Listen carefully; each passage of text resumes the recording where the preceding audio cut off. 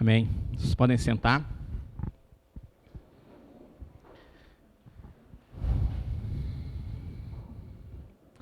Queria chamar o pastor Alberto e a Inês.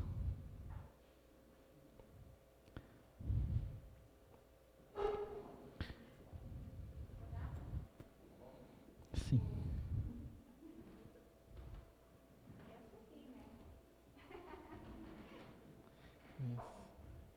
Queria chamar o pastor Helmut aqui também. O pastor achou que ia escapar, hein? Queria pedir para o pastor orar, então, pela palavra. Vamos orar, irmãos. É nosso Deus. Aqui estamos como casais nesta noite. Queremos te louvar, agradecer pela oportunidade desse encontro. Primeiro para adoração, para comunhão.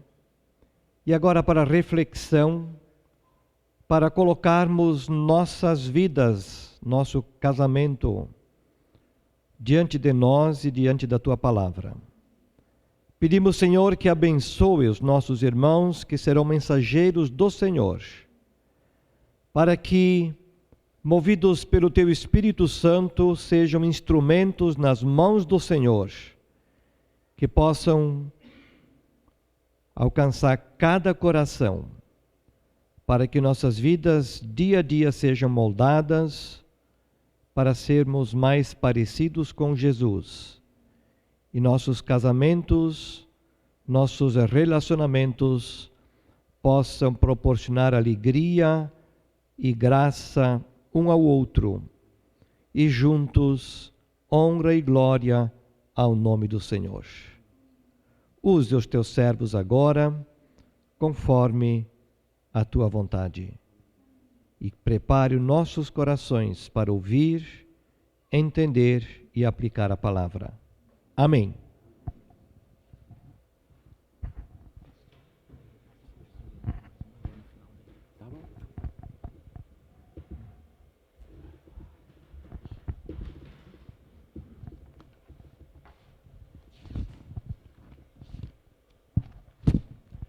Boa noite, igreja. Nós não cumprimentamos todos. Boa noite. Boa noite. Pode tirar. Boa noite. É uma honra estarmos aqui, vindo de tão longe, né? Mas 400 quilômetros não é tanto, né? Nós, como já a gente falando pelo WhatsApp, nós vamos praticamente todo ano para São Paulo de carro, né?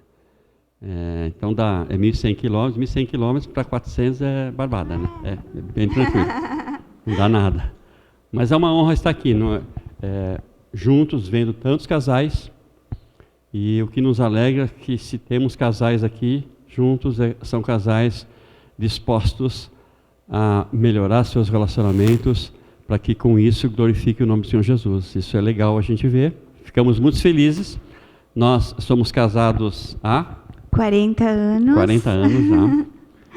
Nós temos 3 filhos. 2 netos. Uma filha não está tão longe quanto os filhos do pastor, né? Uhum. Nós temos uma filha em São Luís do Maranhão, a mais velha, uma em Goiânia e um filho em Porto Alegre, junto com os nossos 2 netos. E nós somos também do Rio Grande do Sul, nós somos paulistas. Por isso que nós vamos todo ano para São Paulo, porque toda a nossa família está para lá, então nós viajamos todo ano para lá. Os familiares estão lá e aí nós vamos para lá e visitamos, né? Se bem que o ano passado nós não fomos, na né? pandemia nós não fomos. Pulamos um ano, em 21 anos que nós estamos aqui, pulamos um ano que foi o ano passado por conta da pandemia, né? Nós não fomos. Esse ano nós vamos, né? Esse ano vamos. Estamos esperando isso no Senhor. Mas então, nós estamos aqui para falar sobre casais e nós queremos falar sobre um casal na Bíblia. São poucos casais que se falam na Bíblia servindo ao Senhor. E no Novo Testamento tem um casal em especial que é relatado sobre a vida deles no reino de Deus. E nós queremos falar sobre esse casal, que é Priscila e Áquila. Já ouviram falar? Já ouviram falar? Então, em Atos, capítulo 18, fala bastante sobre a vida deles. Então, nós queremos falar um pouquinho sobre esse casal.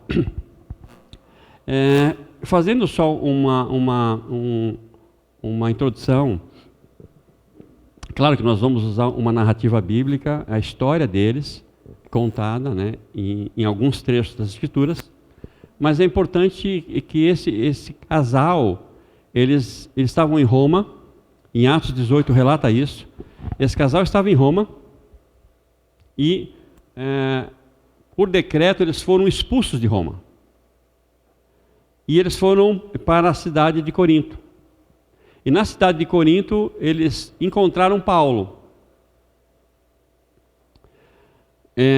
Porque eles tinham a mesma profissão, eles acabaram encontrando Paulo naquela cidade de Corinto.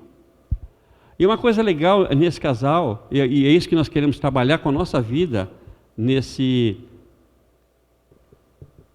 texto, até nós vimos conversando na estrada, e a Inês já foi perguntando, então por quê?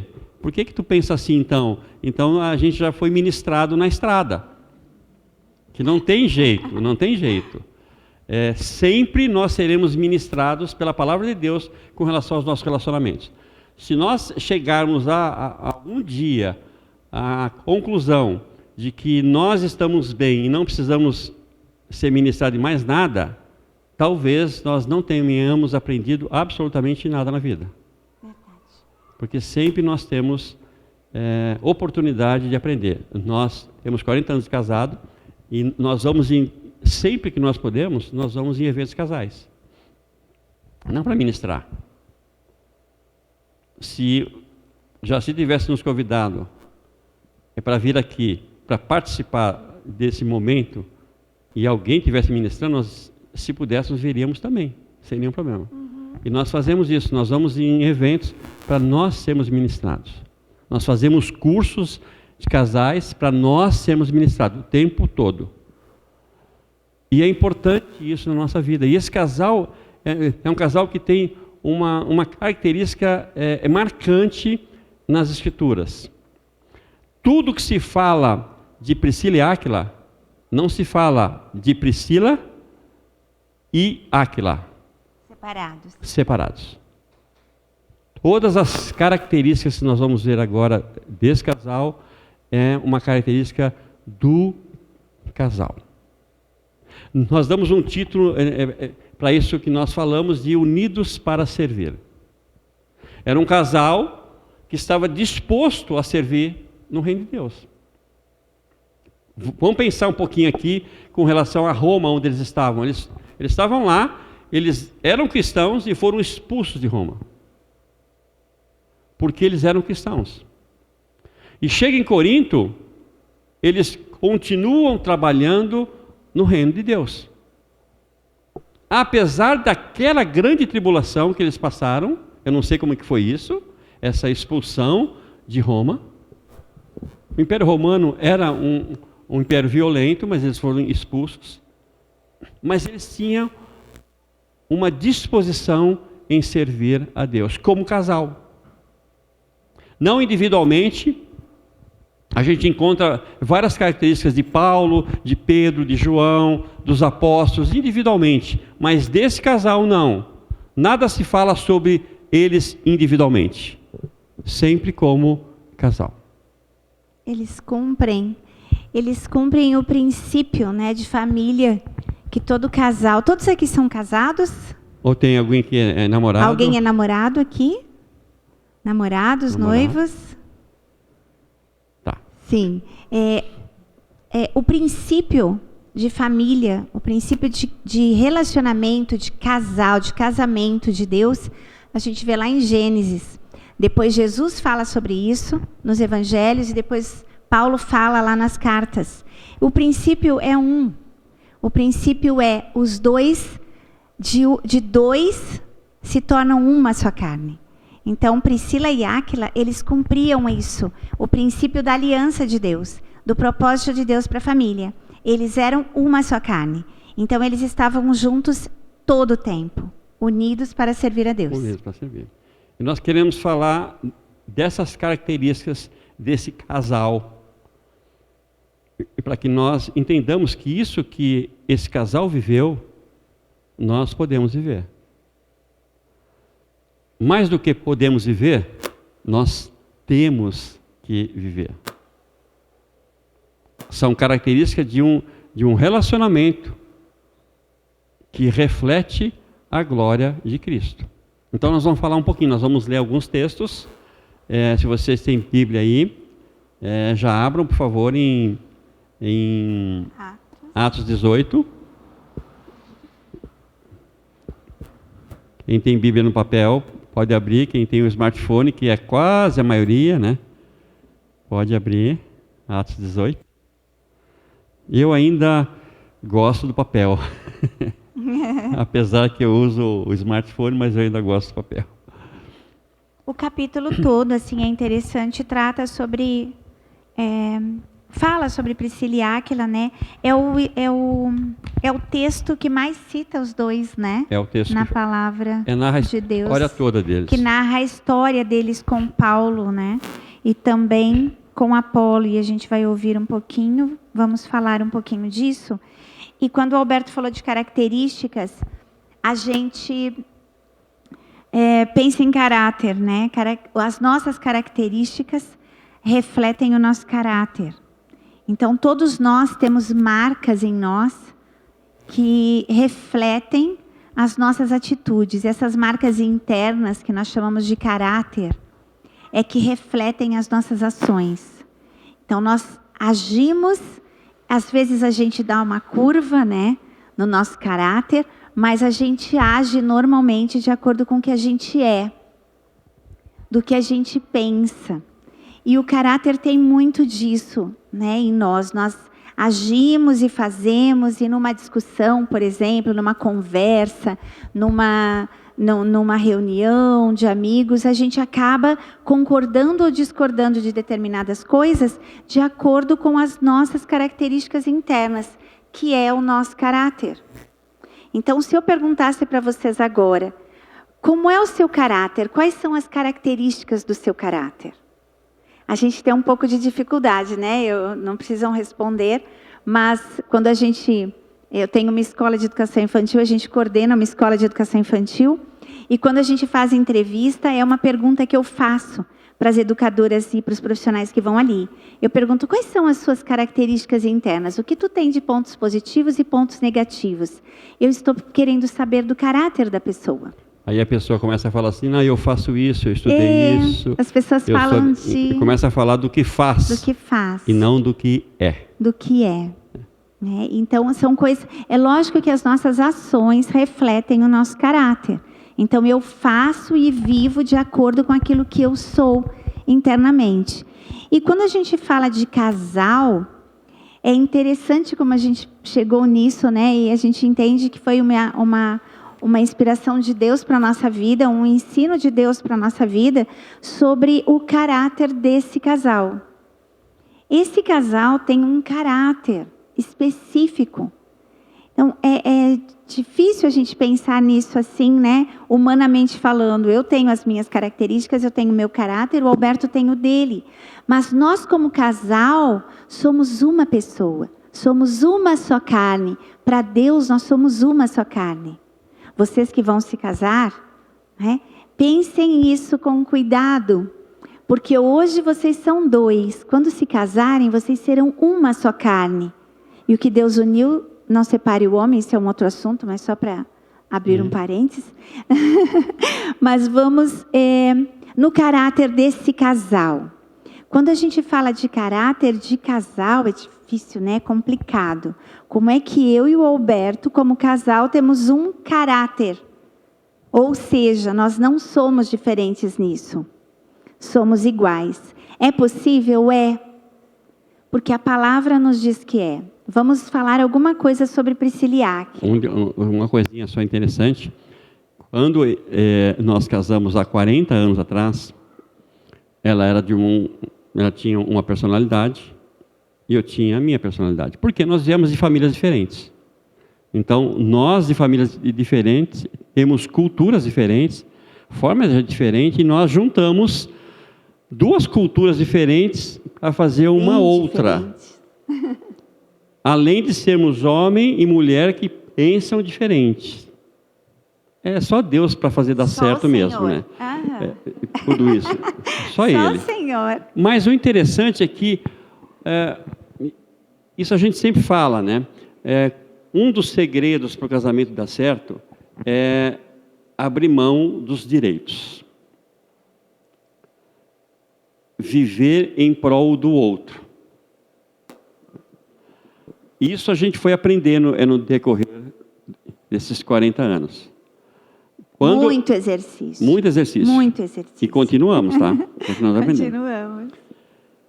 À medida que eu abro mão de valores que eu tenho, porque os valores delas são diferentes e agora eu tenho que agir como um, o meu caráter vai sendo moldado ao caráter dela.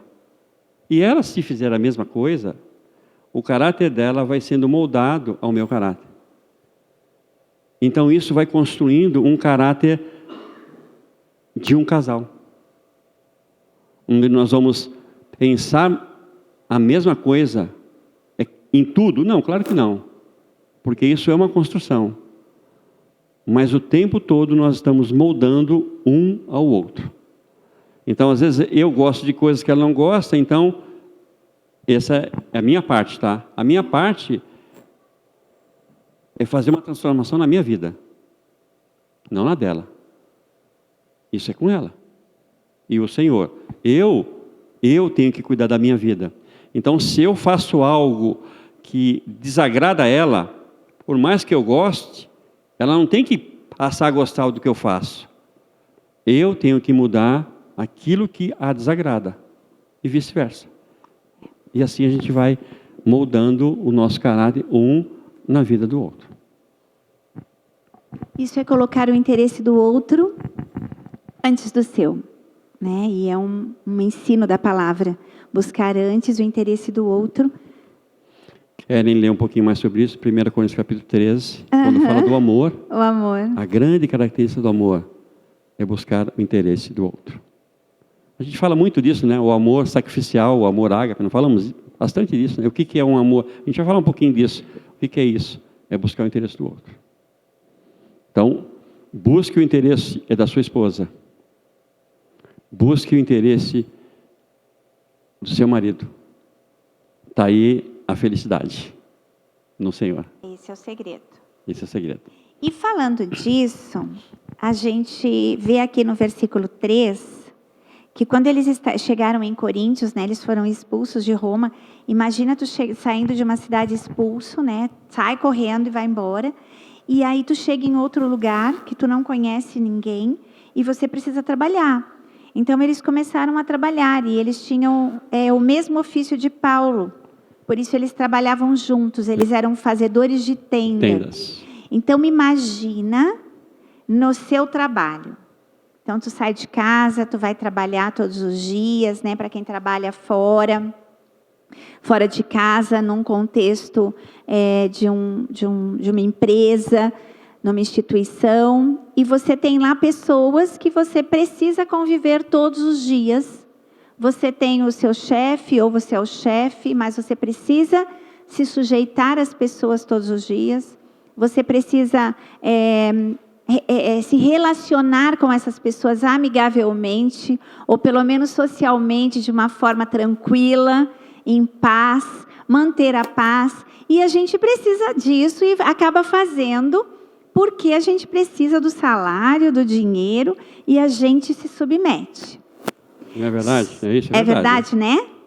Só que não é fácil, né? A gente sabe que não é fácil, porque é um lugar de pressão e conflito, porque o trabalho é um lugar de pressão e conflito, que tu precisa estar ali fazendo todos os dias, estando bem ou mal, porque às vezes a gente não está muito bem, mas a gente tem que cumprir aquilo que tem que fazer, né? São normas, regras.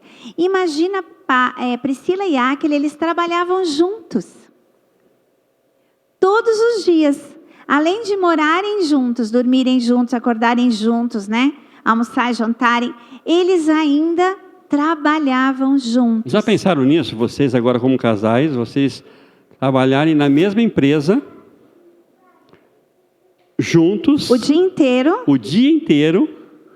Depois à noite. Aí vocês são um casal. Não tem aquela de chegar em casa e eu, ai, que bom que eu estou em casa agora, não preciso olhar para aquelas pessoas. Não, você vai continuar olhando para a pessoa que trabalha contigo. E se teve algum estresse no meio do dia, vai ter que resolver. Como é que faz aí? Olha só, porque às vezes tem casais, tem homens, tem mulheres, isso não é uma regra geral, mas que acaba fugindo para o trabalho. Foge de casa para o trabalho. Porque em casa, às vezes não quer conversar sobre a relação e às vezes se sente mais confortável no trabalho do que em casa. Mas imagine trabalhando. Nós trabalhamos juntos, eu sou o chefe dela. Ele é. Eu sou o chefe dela. Ela é a coordenadora da escola de educação infantil e eu sou o gestor. Lembrando que nós temos personalidades diferentes. Mas é o que manda. Mas calma, eu vou chegar lá. Não vai me desnudando assim. Mas nós trabalhamos juntos. E aí, na igreja, nós trabalhamos juntos. Na igreja. Nós temos o Ministério de Casais. Nós fazemos parte de um Ministério de Casais juntos. Aí eu sou responsável por Ministério de Ensino na igreja. E nesse Ministério de Ensino, ela é minha aluna, mas também é professora. E eu sou coordenador disso. Então a gente trabalha junto 24 horas. Ideia dele, tá? Tô brincando. Mas pensem, né? Essa é uma característica do caráter deles. Onde é que está a característica do caráter deles nesse lugar? Né? Deles trabalharem juntos e precisarem estar juntos o tempo todo. E eles faziam tendas, né? Construíam moradias, né? Isso? Moradias na época, né? Era um trabalho... Não necessariamente só tendas, né? Não, eram tendas. Era um trabalho braçal. Pergunto para ele porque ele é o teólogo, tá? É um trabalho braçal. Então, tu imagina o marido e a mulher fazendo isso. Sim. E eles trabalhando juntos, eles precisavam de algo que nós temos experimentado na nossa vida, que é a concordância. E a concordância exige sujeição.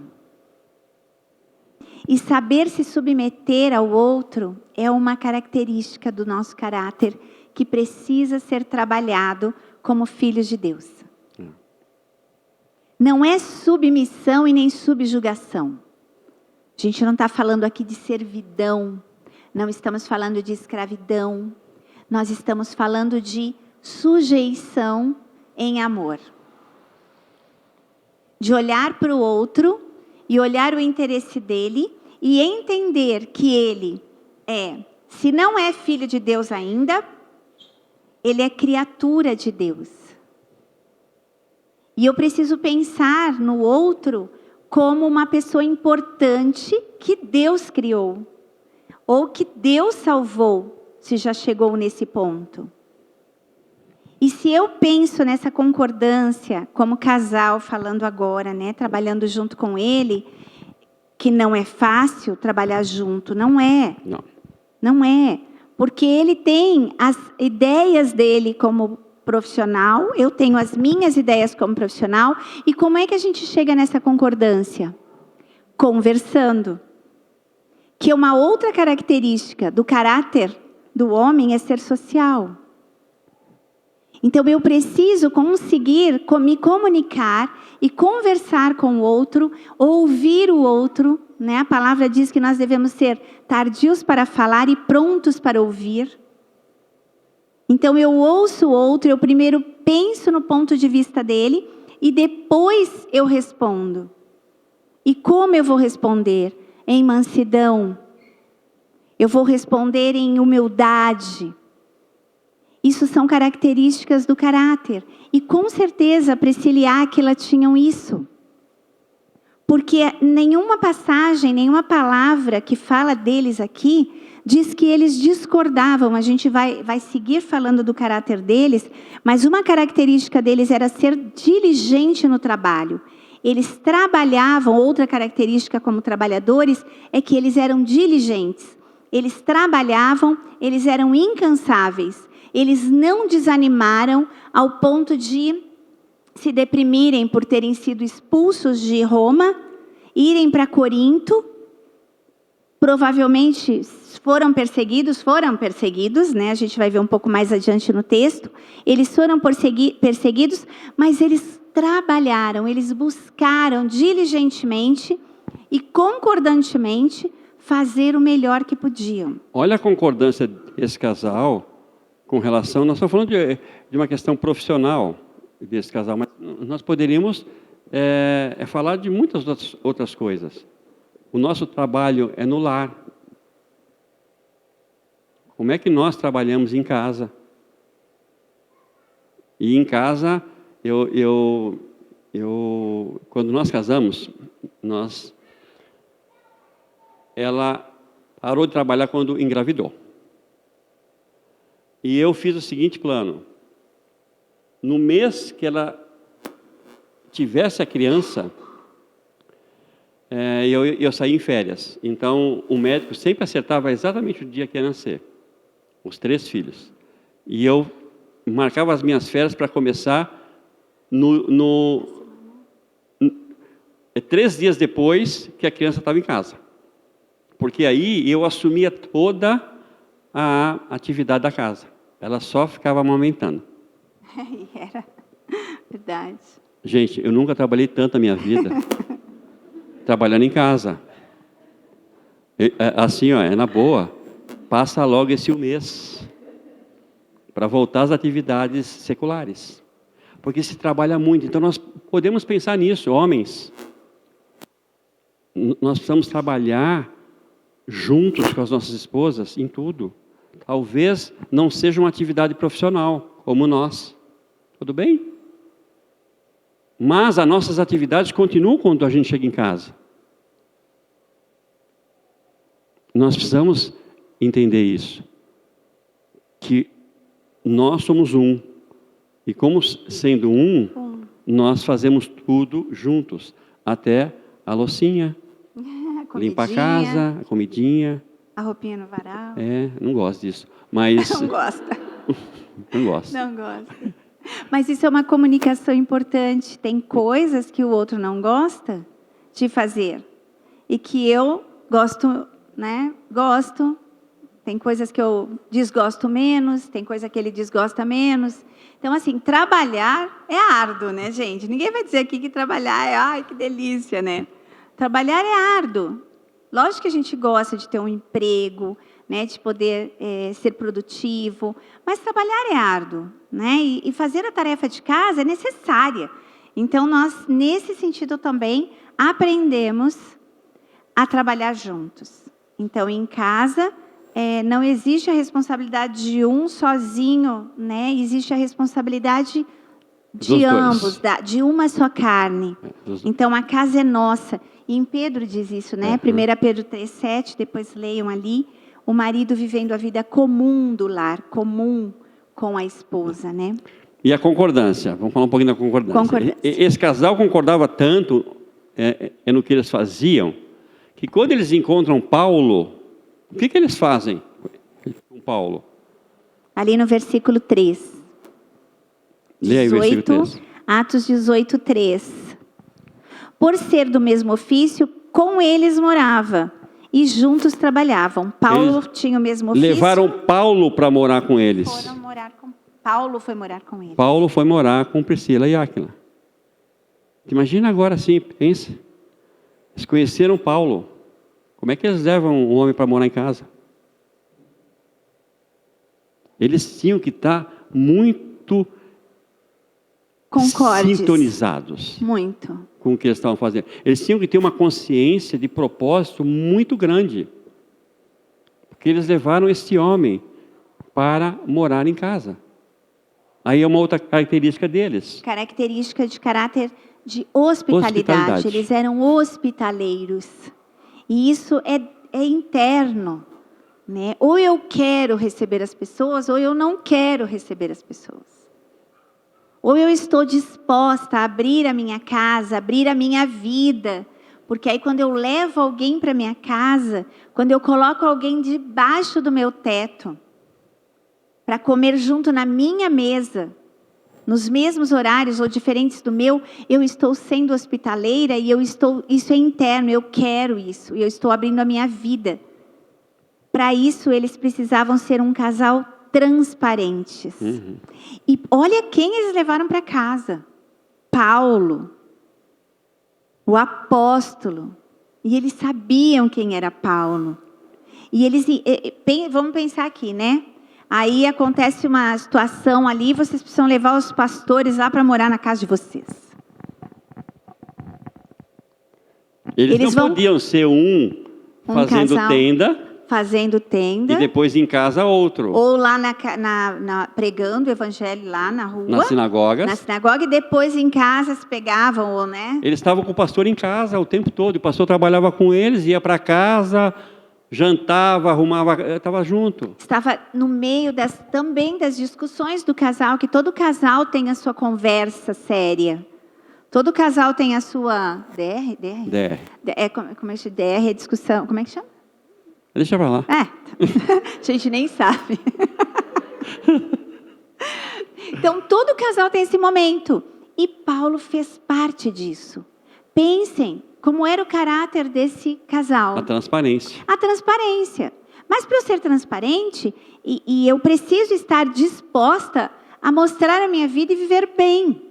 Então, se eu tenho um relacionamento de bem com o meu marido, eu não tenho problema que as pessoas conheçam a minha intimidade. Eu não vivo de fachada. Eu vivo de verdade, de fatos.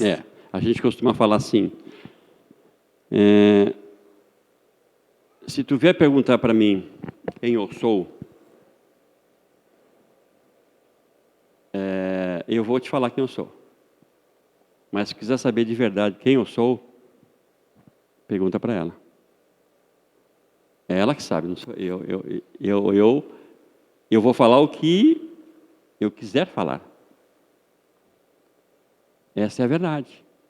Então, esse casal, e nós como casais, nós temos que ser o mesmo aqui dentro ou lá em casa. Porque aqui foi um caso, não quer dizer que a gente vai ter que levar o pastor para morar em casa, não é isso. Mas se tiver que levar também, não tem problema nenhum. Mas aqui eles não tiveram nenhum problema em fazer isso. E eles eram concordes nisso. Né? A gente vê, existe uma dificuldade, às vezes, no relacionamento, de um pensar uma coisa e o outro outra. Tá, isso, Inês, então isso está errado? Olha, não é isso que eu estou dizendo. Mas o que eu estou dizendo é que na palavra de Deus diz que nós somos uma só carne e nós precisamos ser unânimes. Em algum momento importante da nossa vida, nós precisamos decidir com unanimidade, concordância.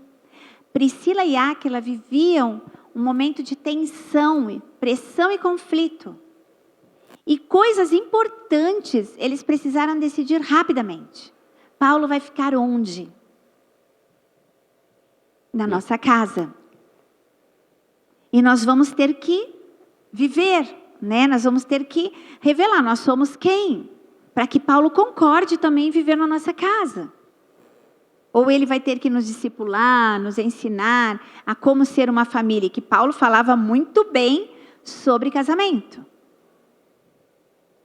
Os princípios que nós conhecemos, o ensino de casamento que nós conhecemos, né, do homem ser o cabeça, a esposa ser o corpo, o Senhor o cabeça do casal, e como a esposa tem que amar o seu marido, respeitar o seu marido, e o marido tem que amar a sua esposa, está em Efésios 5, e quem escreveu foi Paulo.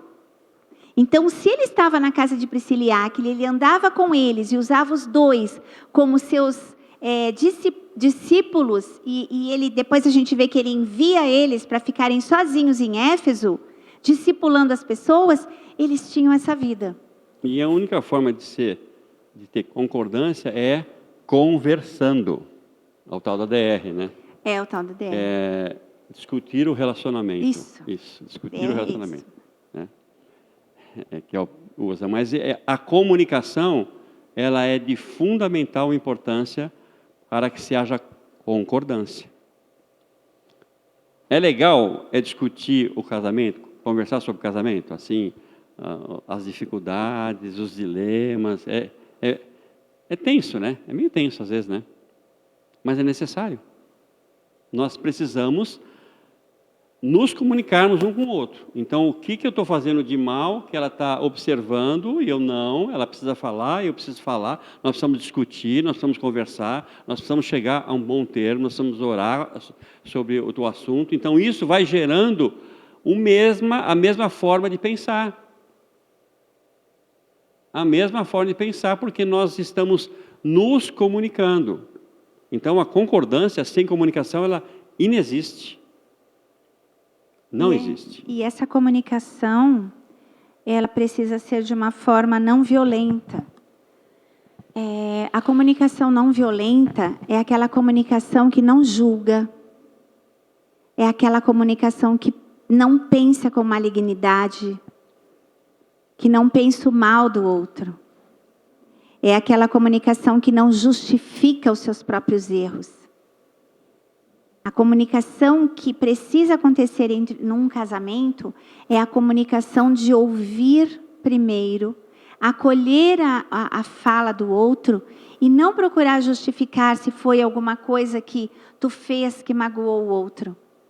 Mas precisa ser um ouvir com uma autoavaliação. Porque se eu sou o espelho do Alberto e ele é meu espelho, eu preciso prestar atenção no que ele fala sobre mim. Porque eu posso não estar vendo isso, mas se ele está vendo, eu preciso parar um pouquinho e refletir sobre o meu jeito de fazer, de ser, de pensar, de agir. E de falar. Às vezes a gente não fala, né, mulheres? Assim, eu falo para as mulheres. Às vezes a gente não fala, mas a gente vira o zoinho, né? E às vezes a gente não vira o zoinho de verdade, a gente vira lá dentro. Ai, lá vem ele. Né? Mas assim, tu vira o zoinho lá dentro? Às vezes ele me manda alguma mensagem do trabalho e a gente trabalha junto, mas não necessariamente no mesmo lugar. A gente se fala o dia inteiro, né? Cobranças de e-mail e tal, mas é o mesmo trabalho, na verdade. E eu, às vezes eu mando, só para brincar, eu mando aquele emoji de olhinho virado, né? E ele pergunta, está virando olhinho para mim? Só para brincar, mas essa comunicação é muito importante. E só pode haver concordância se acontecer essa comunicação sensível, que não é uma comunicação violenta, que não é uma comunicação que causa dano no coração do outro. Isso é fácil? Não. Isso não é fácil. Isso só é possível com menos dificuldade no Espírito Santo de Deus. Quando nós nos conhecemos, nós tínhamos uma comunicação muito agressiva, mas nós não brigávamos assim, não tinha uma discussão, né? Nós nunca nos xingávamos, nunca nos ofendemos, né? Nós sempre tivemos uma tentativa de um relacionamento, eu estou falando antes, né? De tentar fazer o outro menos mal, né? De fazer menos mal para o outro. Mas, para vocês terem uma ideia, com 15 anos de casados, nós nos separamos. E foi uma surpresa para todo mundo. Porque, aparentemente, nós vivíamos de fachada, até um para o outro, nós éramos felizes. E quando a separação aconteceu, e não era divórcio na época ainda, né? Já era divórcio, mas a gente tinha que passar por um processo. Mais ainda a idade. Mas era um desquite. Alguém já... Não era desquite. Só os mais velhos saberão desquite. Os jovens nunca me falaram esse termo, só os advogados. Esperava um tempo assim para divórcio, 2 mas anos. enfim. Havia uma separação judicial e nós fizemos uma separação judicial. Fomos comparecemos perante o juiz. E houve a separação e eu tinha que esperar 2 anos para acontecer o divórcio naquela época. E nós realmente nos separamos. Por causa de uma comunicação errada. Então, nós estávamos nos comunicando dessa forma, com julgamentos, com acusações, com justificativas dos erros, e as mágoas iam acontecendo no nosso coração. E o nosso coração estava entulhado de mágoas. E nós não resolvíamos. Então, quando nós não resolvemos, e detalhe, nós éramos cristãos já. Já estávamos na igreja, já tínhamos aceitado Jesus. Nós vivíamos uma coisa na igreja e outra coisa em casa. Em casa o relacionamento era amistoso, mas não era verdadeiro. E na igreja parecia que nós éramos os mais felizes. Mas na família também, na verdade. Família, sim, né? era o fora. Foi um choque para todos. E nós ficamos 4 anos e meio separados. Ficamos 4 anos e meio separados, já tínhamos os 3 filhos, né? Então, Deus passamos por um choque de vida, assim, né? Comemos o pão que o diabo amassou, porque, de fato, ele fez o que quis na nossa vida. Passamos por momentos muito difíceis. Se passa pela tua cabeça o divórcio, não faça. É ruim. Não faça. É muito ruim. E nós somos segundo casamento. Porque depois nós voltamos, depois de 4 anos e meio, e casamos novamente. Pois é. Fizemos casamento na igreja novamente. Fizemos o recasamento. Então nós somos segundo casamento. Mas só para entrar nessa questão da concordância, né? E depois o Senhor fez um tratamento na nossa vida. E por isso nós estamos aqui. Por isso nós hoje ministramos com casais para dizer que é possível. Para dizer que é possível no Senhor, é possível você ser feliz no seu casamento. Mesmo nas circunstâncias mais bizarras, né? Como diz minha neta. Aqui, Priscila e Áquila estavam passando por pressão e conflito, por um momento muito difícil nas suas vidas. Nós, quando retornamos o nosso relacionamento, quando recasamos, nós passamos conflitos difíceis demais. Muito difíceis, momentos de morte na nossa casa. Mesmo assim, o Senhor firmou a nossa aliança de uma forma que ela se torna indestrutível. Nós cremos nisso hoje, que isso é possível. E nós passamos tudo isso, sofremos. Hoje nós podemos falar que nós somos unidos para servir mesmo. Uhum. Mas para que passar por tudo isso? Não precisa. Não precisa sofrer. Pode ser diferente. Pode ser menos traumático. Então, tudo que alguém possa pensar que um casamento é ruim e é melhor se separar, nós fizemos. Nós passamos por todas essas etapas. E num primeiro momento, homens, eu lembro quando eu fiz isso. Quando houve a separação,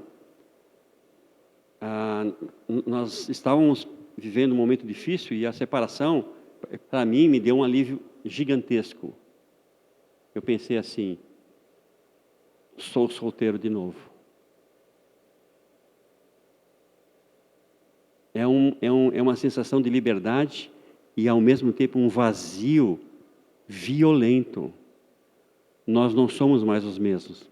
E é um engano, né? Eu não era mais o mesmo quando eu era solteiro. Então, faltava uma parte. E é um vazio, é uma vida sem sentido a separação. Tanto para o homem quanto para a mulher. E eu estou falando do meu sentimento. Que foi para mim um buraco. Então não faça isso. Não pense nisso. É ruim. Pode ser bom no primeiro momento, mas é ruim. Pode parecer. Pode parecer bom, mas é muito ruim. É muito ruim. Não façam isso. E esse casal, eles tinham uma vivência num Senhor muito grande. Olha só, em um episódio, eu vou citar o texto, em Romanos, capítulo 16, que Paulo falando deles, ele saúda eles, né, em Roma, ele mandando essa carta para Roma, ele fala deles que ele saúda Priscila e Áquila, e ele diz que Priscila e Áquila puseram a sua cabeça a prêmio por causa deles. Arriscaram a sua própria vida. Olha que consciência de propósito tinha esse casal. Eles estavam tão concordes, eles tinham uma convicção tão grande do que eles eram no Senhor, que eles arriscaram a vida por Paulo. E foi em concordância. Pensa os dois assim, ó, vamos expor as nossas vidas. Agora mate a gente, mas não mate Paulo. O que revela isso para nós? Que esse casal era um casal altruísta. O que é um altruísta? É aquele que pensa no outro, até as últimas consequências. Aquele que enxerga a necessidade do outro e vai em socorro. Esse era um casal altruísta. E eles eram assim porque tinham plena convicção de quem eles eram no Senhor. Juntos. Porque Paulo vai preso, ele comparece perante um tribunal, porque queriam prendê-lo por causa da lei, por causa da adoração. Esse casal estava envolvido. Paulo estavam muito envolvidos com Paulo, e Paulo causava, né? Sofreu perseguições e ameaças de morte, e esse casal estava junto. Então era um casal que sofreu junto com Paulo. Juntos, porque eles tinham plena convicção de quem eram. Plena convicção. Tinham consciência de propósito. Aqui, ó. Aqui. Tinham consciência de propósito. E aí Paulo ainda fala em Romanos 16 que as igrejas agradecem o empenho e o risco de vida que esse casal teve por Paulo. Inclusive a igreja que estava na casa deles. Olha, imagina só agora, esses homens, esse casal, eles trabalhavam juntos, tinha Paulo, viveu com eles, e agora eles tinham uma igreja na casa deles. Pensa aí. Divide aqui, ó. Essa igreja aqui, divide em 13 e bota numa casa. Em 3 casas a igreja vivendo lá. Como é que eles colocaram tanta gente dentro de casa? Como é que eles tiveram uma igreja na sua casa? Porque eles não tinham receio de mostrar quem eles eram. Novamente, a transparência. Eles eram o que eram em qualquer lugar. E para ter uma igreja dentro de casa, tem que ter também convicção, né? Porque ter uma igreja em casa não é simplesmente receber um dia da semana uma reunião. Haverão necessidades. Tem que acolher as pessoas, tem que cuidar das pessoas, tem que trabalhar com as vidas.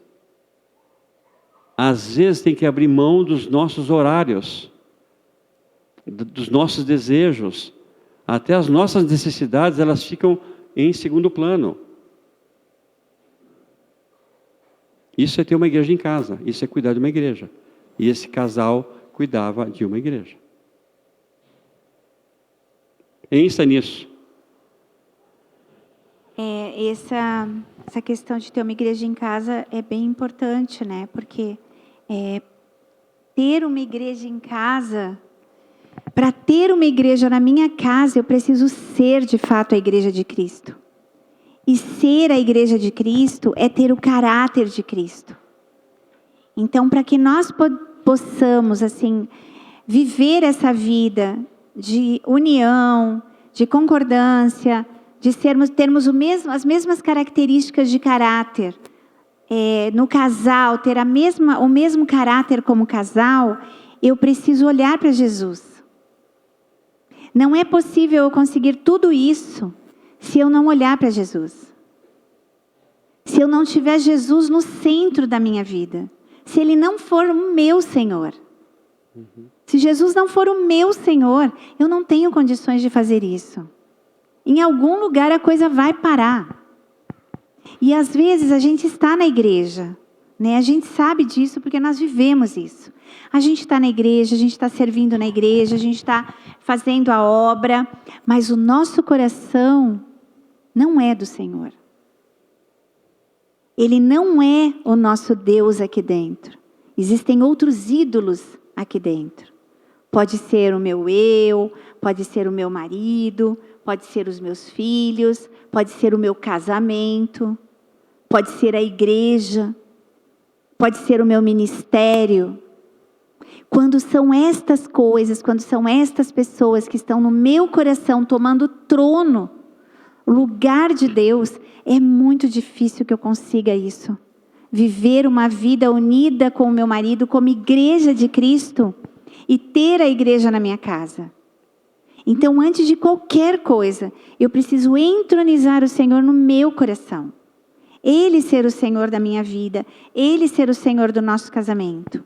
Porque nós cantamos aqui hoje. É difícil entender a graça, né? E às vezes nós estamos falando tanta coisa assim, que parece assim, às vezes, né? Puxa vida, e agora? Como é que eu faço tudo isso? Essas coisas amontou na nossa cabeça. É a graça do Senhor. Então, quando eu tenho Cristo, quando a Inês fala isso, que Ele é o centro da minha vida, e quando Cristo é o centro da minha vida, o Espírito Santo habita em nós.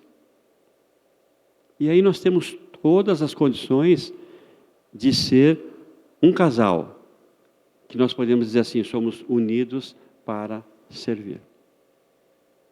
Porque todas as questões nós vamos resolver em Cristo na nossa vida. Pensa que nós não temos dificuldades na vida? Claro que temos, todos nós temos. Mas é esse Cristo que derramou a sua graça, que nos faz a habitação do seu Espírito, que nos leva a cumprirmos o propósito dele, não só na reunião coletiva, mas lá em casa, onde nós lá somos igreja também. Só que somos uma igreja agora só de 2. Mas somos igreja.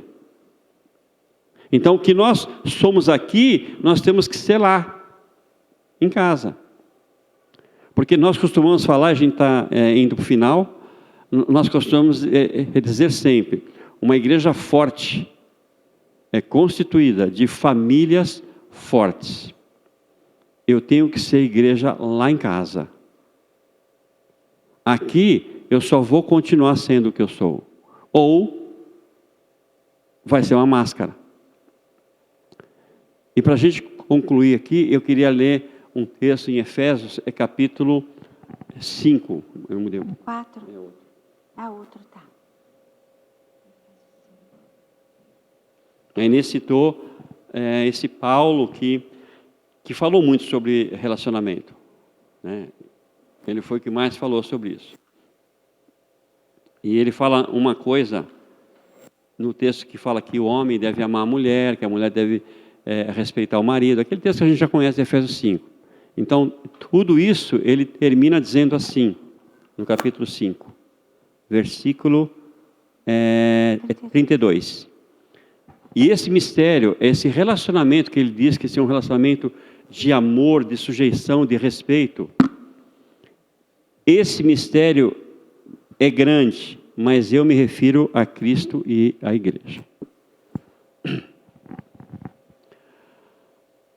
O que ele está dizendo aqui é que o relacionamento conjugal, ele precisa refletir o que é Cristo e a igreja. Então, se alguém não conhece ao Senhor Jesus, e nós apresentamos o Evangelho para ele, e falamos que ele precisa agora frequentar, ter comunhão com uma igreja, e ele fizer a pergunta assim, mas o que significa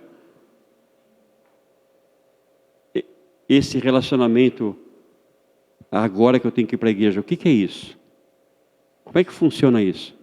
O certo nós deveríamos dizer assim, vai lá em casa e vê como que eu me relaciono com a minha esposa. Vai lá em casa e vê como a minha esposa se relaciona comigo e nós com os nossos filhos. É assim que Cristo se relaciona com a sua igreja. Então o nosso desafio é ser igreja em casa e continuar sendo aqui. Então o nosso desafio é sermos marido e mulher que temos consciência de propósito. É sermos lá aquilo que nós somos aqui. Amém? Esse casal demonstrou isso. E teria mais coisas para falar, mas nós passamos um pouco do tempo. E esse é o desafio para mim e para a tua vida. A refletir a glória de Cristo com o teu lar, com o teu relacionamento conjugal. É isso aí. Isso é que importa. Não importa ser bonzinho aqui. Importa ser lá. Porque tudo que aconteceu na vida desse casal foi na casa deles. Claro que era um outro contexto, as igrejas funcionavam nas casas, depois tiveram as reuniões públicas, mas não importa. Esses homens, esse homem e essa mulher, eles eram o que eram em qualquer momento que eles se relacionavam. Eles eram o corpo de Cristo. E é só para a gente não esquecer, né, que como é que eles faziam, como é que eles sabiam de tudo isso? Eles se norteavam pela palavra de Deus. Eles eram estudantes da palavra de Deus. Eles buscavam a Deus constantemente. Então, se nós não fizermos dessa forma, então como eu vou saber que marido, como eu tenho que ser como marido? Né? Eu vou ler os livros aí das autoajudas cristãs que existem? Não é isso. Você precisa ler a Bíblia. Você precisa buscar na palavra de Deus essas respostas. Foi o que nós fizemos e é o que as pessoas que querem viver bem com Deus e querem saber mais de Deus devem fazer. Então, como o Alberto disse, tem momentos que nós também conflitamos.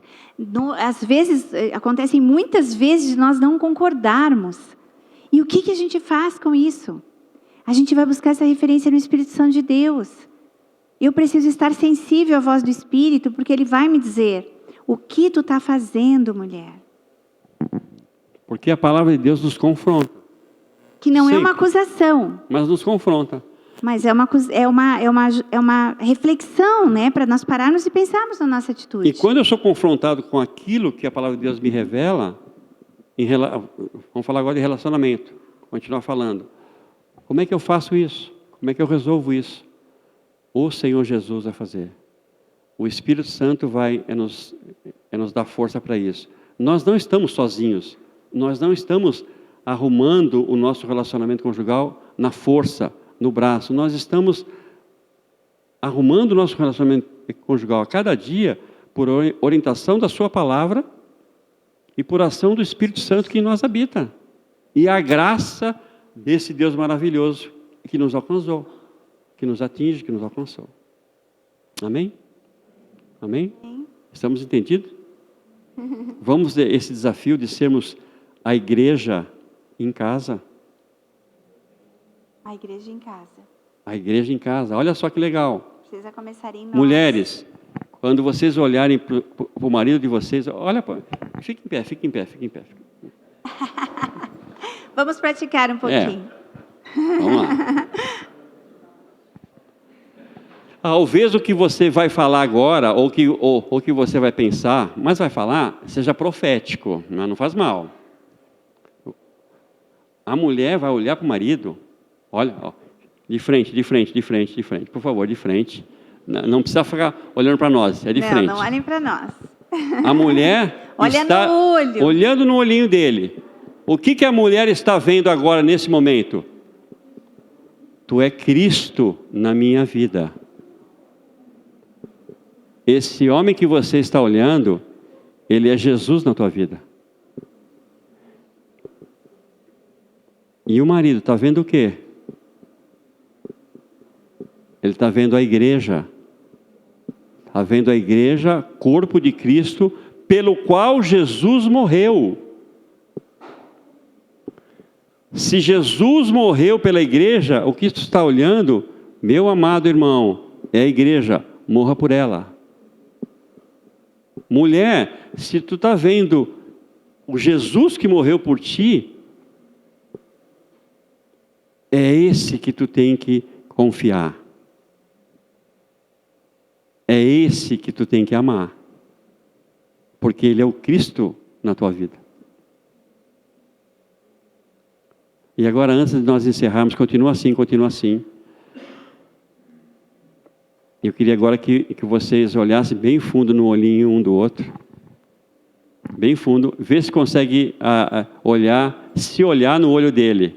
Alguns de óculos que nem eu assim é mais difícil, né? Mas eu não consigo me refletir. Mas vê se consegue olhar no olhinho e te ver lá dentro. E se tu conseguiu olhar no olhinho, diga para ele e diga para ela: eu te amo. Fala de novo: eu te amo. Agora isso, faz isso, abraça, abraça, abraça, abraça, abraça, abraça, abraça. Fica abraçadinho, só um pouquinho. Tenta escutar o coração dela, tenta escutar o coração dele no teu coração. Abraça a tua esposa, abraça o teu marido. E agora tu vai ficar abraçadinho e nós vamos orar por ti. Fica abraçadinho, fica abraçadinho. Pai, obrigado por cada casal aqui, Senhor. Cada casal que se dispôs nessa noite de receber mais de Ti, receber especificamente para o seu relacionamento conjugal. Muito obrigado pela vida de cada um. E nós queremos aqui, na autoridade do Teu Espírito, profetizar sobre a vida de cada um, que realmente sejam a igreja no seu relacionamento. O relacionamento de igreja e Cristo. Que a sua casa reflita a Tua glória, Senhor. Que os casamentos, Senhor, sejam apontados como referência para aqueles que ainda não Te conhecem e possam ver nesse relacionamento como é que Cristo ama a igreja e como a igreja ama Cristo. Pai, nós Te pedimos pela vida de cada um. Se há dificuldades a serem resolvidas, o Teu Espírito pode ajudar em tudo, Senhor. É o Teu Espírito que habita em cada um, que pode orientar, que pode mudar, que pode transformar. É isso que nós Te pedimos. Por isso, nós aqui o fazemos, porque cremos na Tua palavra, ela é a verdade, e nós cremos naquilo que Jesus pode fazer. Por isso nós oramos, agradecidos por cada casal, em nome do Senhor Jesus. Amém. Amém. Pode sentar.